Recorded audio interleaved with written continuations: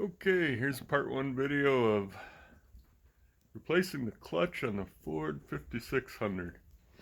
Why am I doing that? Because over the last 2 years,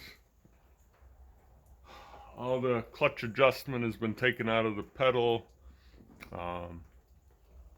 And with that standing right on the clutch, the only way I could get the tractor to stop was by lightly touching the brakes.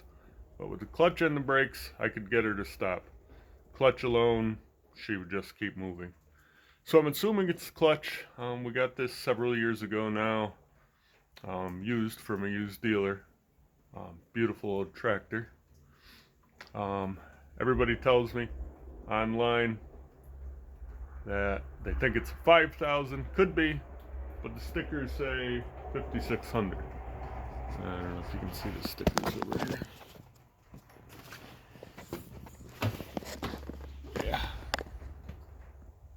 Yeah, of course it's upside down and backwards, right? Anyway,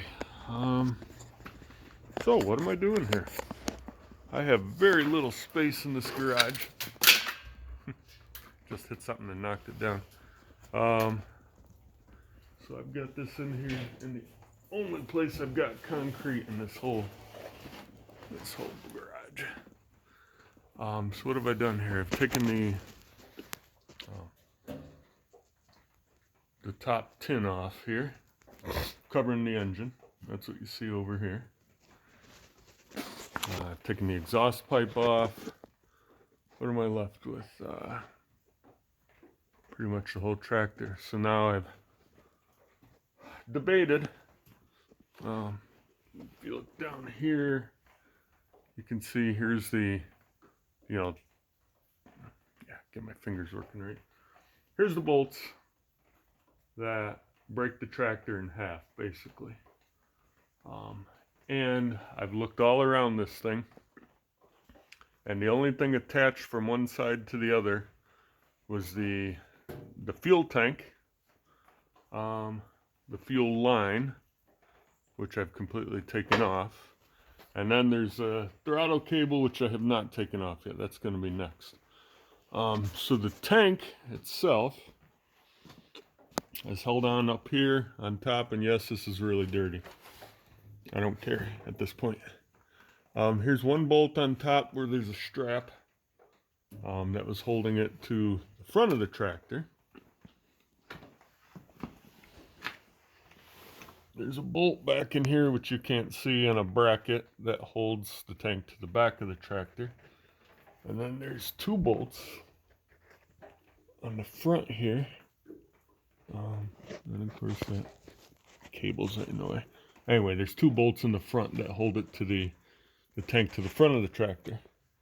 So I'm hoping is by removing, I've completely emptied the tank.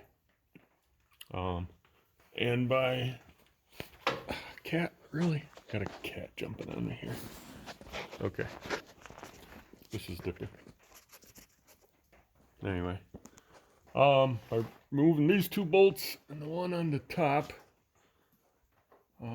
I'm hoping that whole gas tank, I won't have to remove it. And it'll go with the back of the tractor here. And the only reason I'm not removing the gas tank is I would need to get this shroud off. To get the shroud off, which is completely loose, I have to get the steering wheel off. And even though this acts like it's loose, it's not. And I have cracked rubber trying to get like a wheel puller on there, or bearing puller. Sorry about the light. And basically it's been on there for so many years. It is just completely rust, corrode, whatever. The steel to the rubber, or there's actually probably a steel insert inside this rubber. And to the shaft that goes down in here, it's completely welded itself, basically. And the only way that steering wheel's coming off is with a Sawzall or grinder. And I don't want to do that because I don't have a replacement right now.